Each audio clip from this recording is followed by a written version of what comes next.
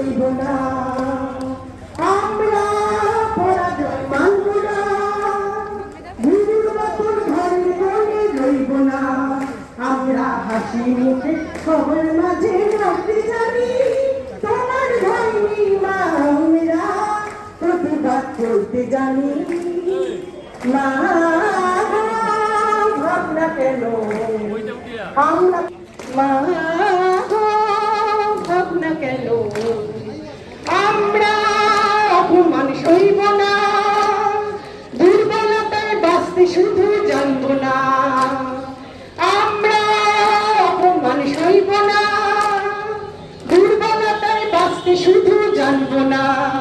আমরা আকাশ থেকে বর্জ্য হয়ে ধরতে জানি, তোমার ভয় নেই মা, আমরা প্রতিবাদ করতে জানি। মা ভাবনা কেন আমরা তোমার শান্তি প্রিয় শান্ত ছেলে, তবু শত্রু এলে অস্ত্র হাতে ধরতে জানি, তোমার ভয় নেই মা, আমরা প্রতিবাদ করতে জানি। মা ভাবনা কেন Justice! Justice! Justice! Justice! Justice! Justice! Justice! Justice! Justice! Justice! কাদা দইল কপাট ভেঙে ফেলে করে লোপানে, রক্ত জন্মার শিকল পূজার পাশালে বেদি ওরে ধরু নিশান বাজা তোর প্রলয় বিশাল ধ্বংস নিশান মুরুক পাতির পাতির বেদি। কাদা দইল কপাট ভেঙে ফেলে করে লোপাট, রক্ত জন্মার শিকল পূজার পাশালে বেদি। তথ্য কেড়ে কাদা দইল কপাট ভেঙে ফেলে করে লোপাট, রক্ত জন্মার শিকল পূজার পাশালে বেদি ওরে ধরু নিশান বাজা তোর প্রলয় বিশাল ধ্বংস নিশান মুরুক পাতির পাতির বেদি।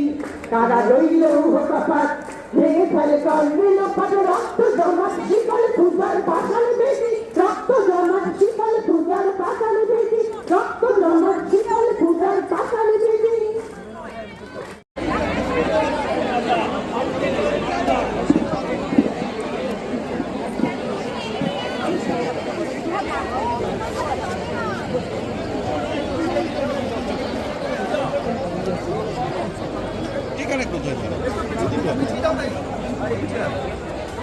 বলতে পারবো না, সেইভাবে আমার বলতে হয়। আজিমা মেডিকেল কলেজ হাসপাতাল, আমি এমবিবিএস করেছি, আমি ওখানে পড়াশোনা করেছি, আমি ডাক্তার করেছি, আমি ওখানে 6 থেকে 7 বছর ওখানে হোস্টেলে থেকেছি। ওরা আমার বাড়ি সেকেন্ড হোম না, ওটা আমার কষ্ট। আজকে আমার বাড়ি সেটা হয়েছে এবং আমি জানি দিনের পর দিন আজকে 26 কতদিন না একটা সুবিধা হয়, আমরা পথে আছি, পথে থাকবো, চেষ্টা থেকে ছাড়বো না। এটা শুধু আমার কথা না, এটা আমাদের সবার কথা। আর সেই জন্যই আমরা আজকে এতজন মানুষ এখানে জড়ো হয়েছি।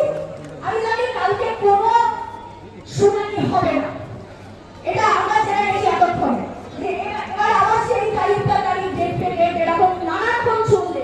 ঠিক যেমন করে প্রথম দিন থেকে শুরু করে শান্তিপূর্ণ মিছিল আটকানো থেকে শুরু করে প্রমাণ লোপাট থেকে শুরু করে নানা জনের কাছ থেকে, নানা রকম পুলিশি প্রশাসনের কাছ থেকে নানা রকম বিরোধিতা আমরা পেয়েছি, নানা রকম কটু মন্তব্য আমরা পেয়েছি, কিন্তু এবার না এই সব দিয়ে আর কিছু করা যাবে না, জাস্ট যাবে না।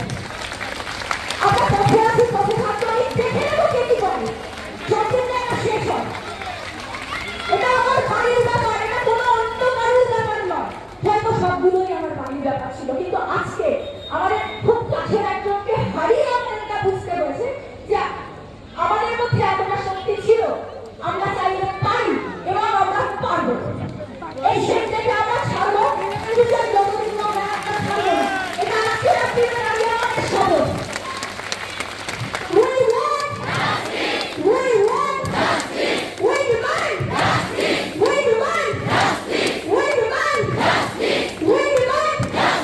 এটাই আজকে শপথ।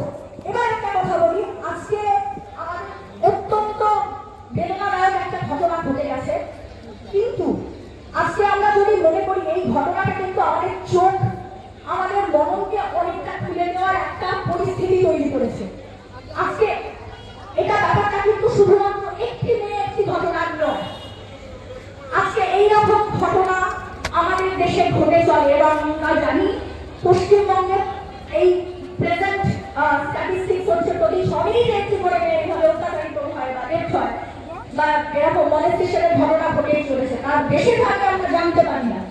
আর যেগুলো জানতে পারি সেগুলো সবাই আমাদের শিখিয়েছে যে তার প্রতিবাদ করাটা খুব মুশকিল বা করতে নেই, এবং সেক্ষেত্রে মেয়েটির ওপর এক ধরনের এমন সামাজিক চাপ তৈরি হয়।